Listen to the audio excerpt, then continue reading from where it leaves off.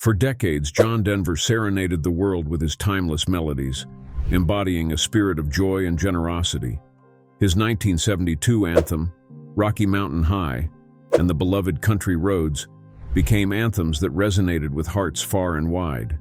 Yet, the euphoria surrounding his music took a tragic turn on October 12, 1997. The legendary singer was found lifeless after his plane crashed near Pacific Grove, California. The man who soared through musical heights met an untimely demise in the skies he loved. The questions surrounding the circumstances of John Denver's tragic end are as haunting as his melodies. How did a man who brought so much light to the world meet such a dark fate? Was it the absence of flying experience or an empty tank of gasoline that led to this unforeseen tragedy? Join us as we uncover the hidden details surrounding the John Denver tragedy. If you give Elvis the 50s and the Beatles the 60s, I think you've got to give John Denver the 70s, John Denver's manager once said.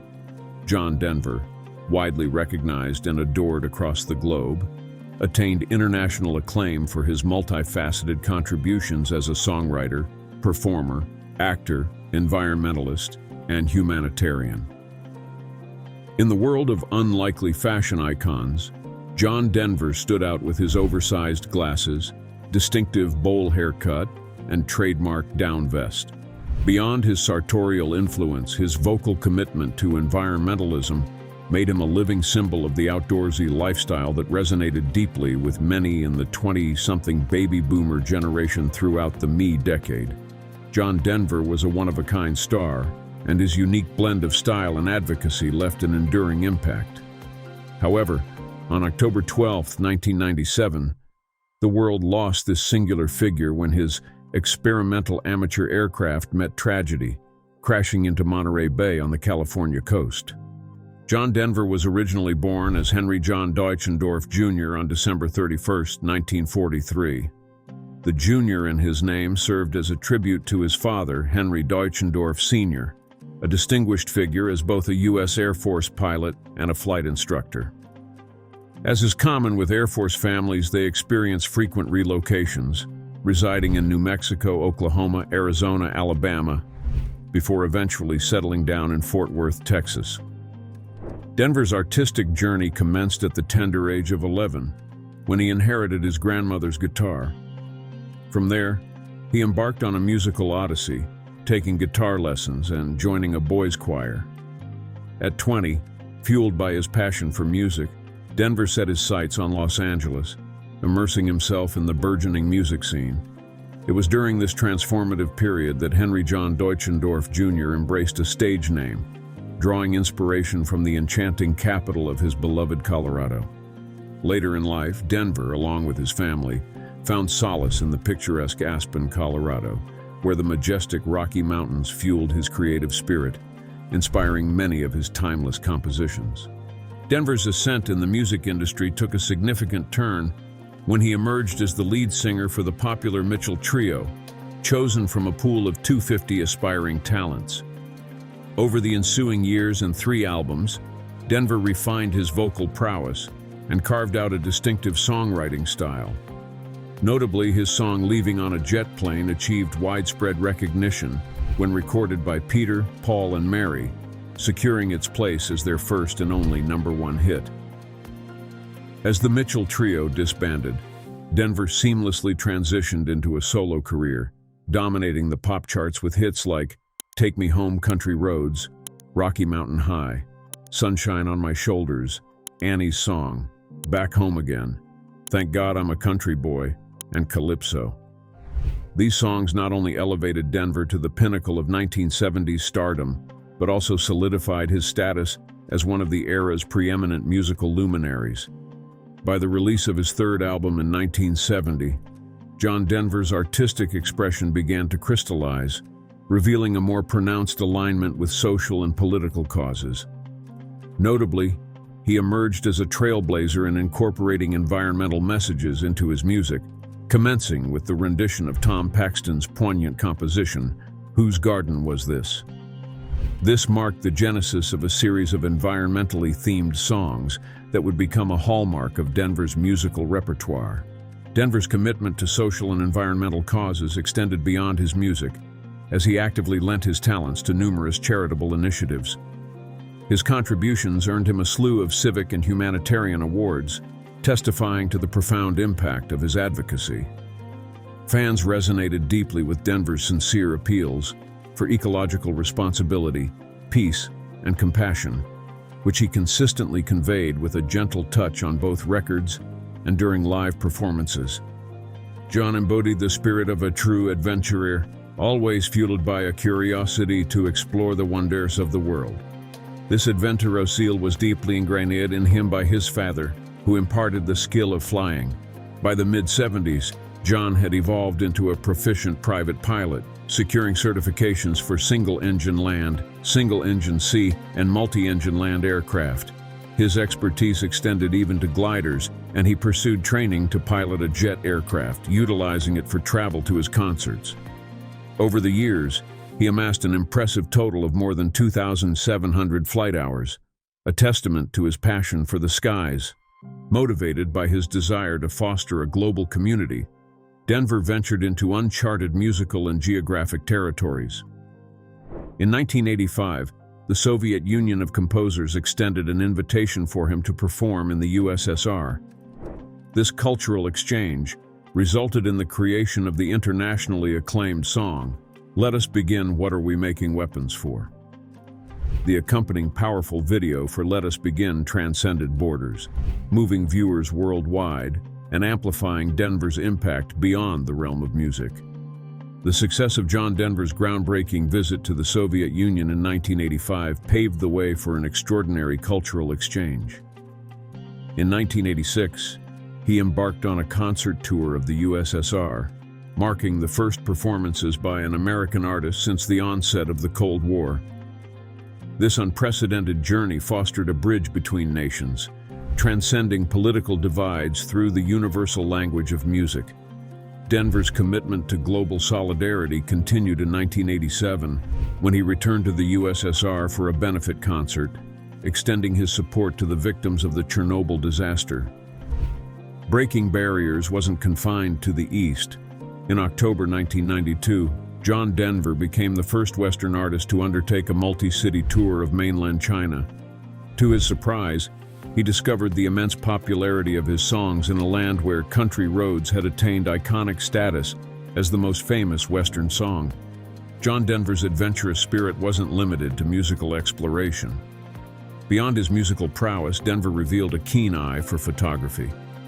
Capturing the essence of people and places from his extensive travels, he showcased his photographic talent professionally, often integrating it into speeches at educational institutions, government facilities, and business venues across the country. Nature was a constant muse for John Denver, reflected in many of his songs.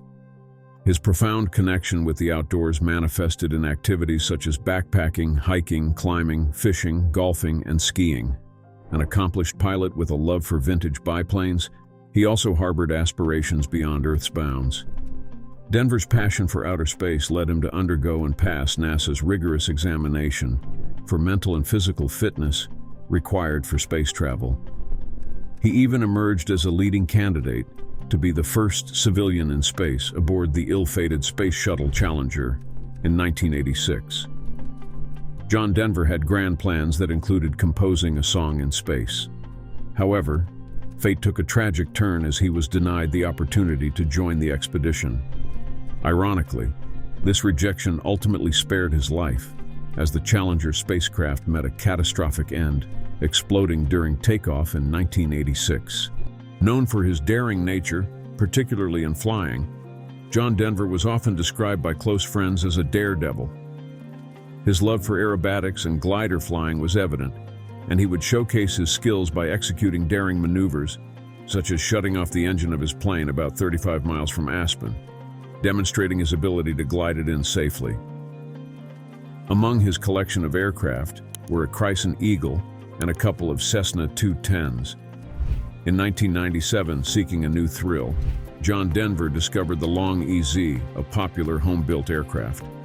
This particular plane, constructed in 1987 by a builder in Texas, had a unique modification.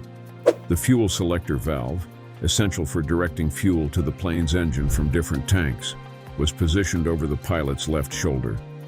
This adjustment allowed the aircraft to continue flying without requiring refueling. Enamored by the plane, Denver contacted the owner and purchased it for $56,000 on September 27, 1997, with plans for a fresh paint job and a new registration, N5555JD. As the aircraft underwent its makeover at an aircraft paint shop, Denver continued his tour, culminating in his last concert in Corpus Christi, Texas, on October 5, 1997, where he appeared vibrant and full of life. On October 11, 1997, John visited the paint shop with his flight instructor for a test flight, which included thorough checks, touch-and-go landings, and system evaluations, affirming the aircraft's readiness for flight. The next day, October 12, 1997, dressed in vibrant attire, Denver arrived at Monterey Peninsula Airport in California, eager to take his newly acquired plane for a spin. Interesting fact, during the period surrounding his passing, the specific type of aircraft John Denver was piloting had been involved in a total of 61 incidents, with 19 of these proving to be fatal accidents.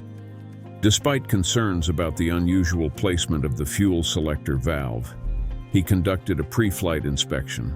However, this valve's location troubled him, prompting plans for relocation to its original position due to its challenging accessibility. Around 5:00 p.m., with the right wing having less than half a tank of fuel and the left wing less than a quarter full, Denver received clearance to taxi and practice 3 touch-and-go landings. These maneuvers involved brief runway touches before takeoff. At 5:27 p.m., John Denver requested to leave the pattern and fly around the area, which the tower approved. However, when asked to confirm a 4-digit code for identification, they couldn't identify him and requested a transponder reset. Denver inquired if they could identify him now, which turned out to be his final words. A minute later, at 5:28 p.m. Pacific Time, tragedy struck. The plane, previously flying peacefully, suddenly nosedived towards the Pacific Ocean near Pacific Grove, California. Eyewitnesses on the ground observed the plane flying about 500 feet above them before sharply tilting to the right and plummeting into the ocean. Some witnesses reported hearing a peculiar noise resembling a pop or backfire from the plane's engine before the crash. The aircraft's low altitude left no time for intervention. Most of the wreckage was recovered from a 30-foot deep area, consistent with eyewitness accounts. The severe damage to the front of the plane indicated a nosedive impact. John Denver's post-mortem report confirmed multiple blunt force traumas, indicating the crash was non-survivable. Search and rescue teams swiftly responded, arriving at the crash site a mere 3 minutes after impact. However, the recovery effort lasted the entire evening, retrieving Denver's major body parts from about 25 feet of ocean water.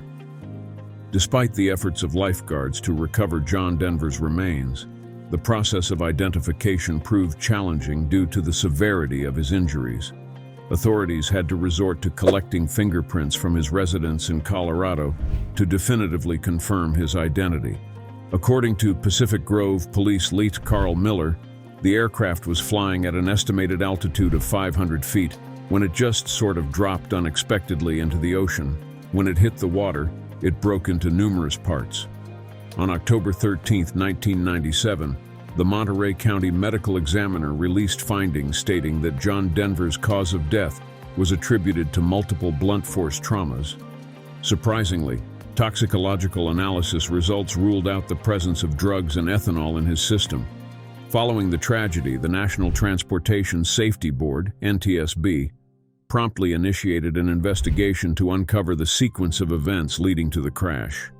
Their investigative pursuit explored various potential avenues to ascertain the factors contributing to this heartbreaking incident. John faced significant challenges in the past that hindered him from obtaining a necessary medical certificate for flying. In 1993, he was arrested for drunk driving, resulting in probation and a $372 fine. Just a year later, in 1994, he crashed his Porsche under the influence of alcohol. These incidents revealed his struggles with substance abuse, as he admitted that the inspiration for Rocky Mountain High had been influenced by LSD and marijuana. In the same year, he accidentally collided his Crescent Eagle plane with a Cessna at a runway intersection in Jackson Hole, portraying a man grappling with alcohol-related issues. Despite reporting to his doctor in 1995 that he consumed 2 to 4 drinks per week when traveling, the FAA no longer considered him medically fit to fly due to prior legal issues and non-compliance with requirements. In March 1997, he received a certified mail notification revoking his medical certificate. However, he continued to fly, defying this revocation, possibly driven by his daredevil nature and love for risks. The NTSB concluded that the fatal distraction came from the inconvenient placement of the fuel selector valve, diverting John's focus from flying. They theorized that John's plane crashed because he unintentionally maneuvered it into a nosedive due to his inability to reach the handle. Other pilots familiar with the long, easy aircraft confirmed the complexity of the process to change the fuel selector, emphasizing the challenging location of the handle. Investigators discovered that John hadn't refueled the plane before takeoff, and if he had filled up the main tank, he wouldn't have needed to switch fuel tanks mid-flight. Interestingly, he didn't file a flight plan and casually told the mechanic that he didn't need to add fuel because he expected to be in the air for only an hour. John's life was tragically cut short at the age of 53, but his legacy endures.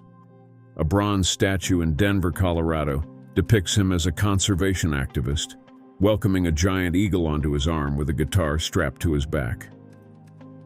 Following John Denver's death, then Colorado Governor Roy Romer ordered all state flags to be flown at half-mast in honor of the iconic singer. The gesture was a statewide acknowledgement of the profound impact Denver had on Colorado and beyond. On October 17th, his funeral service took place at the Faith Presbyterian Church in Aurora, Colorado. The service was officiated by Pastor Les Felker, a retired Air Force member. As part of Denver's connection to nature and the Rocky Mountains, his ashes were cremated and then scattered in the majestic Rocky Mountains, reflecting his deep appreciation for the natural beauty that often inspired his music. In recognition of his significant contributions to the music industry, the Grammys and the Country Music Association Awards also paid tribute to John Denver's passing. In October 2014, John Denver received a star on the Hollywood Walk of Fame. The unveiling of the star aligned with the launch of the exhibition in Hollywood titled Sweet, Sweet Life: The Photographic Works of John Denver. In an annual tradition, every October, the city of Aspen dedicates a week to honoring John Denver's enduring legacy. The 6-day John Denver celebration, typically held around the anniversary of his passing, features tribute bands, live radio broadcasts of Denver's folk music, and guided tours of the locales the singer once called home. John Denver's legacy transcends time, resonating with millions of fans, both long-standing devotees and new admirers alike. His iconic 1972 hit, Rocky Mountain High, etched its place in Colorado's heritage, becoming one of the state's official songs through a resolution passed by the Senate on March 12, 2007. This recognition positioned the song alongside its predecessor, Where the Columbines Grow, cementing Denver's profound connection with the state. Despite the passage of 4 decades and the release of 30 albums, John Denver's music remains as poignant and pertinent as ever. His songs evoke a timeless quality, echoing themes of life, spirit, and nature that continue to captivate and inspire audiences worldwide. John Denver's dynamic celebration of life echoes through the years, reminding us of the enduring power of his spirit and the profound impact of his artistry. His legacy persists as a beacon of inspiration, inviting us to cherish the beauty of existence and the interconnectedness of our world.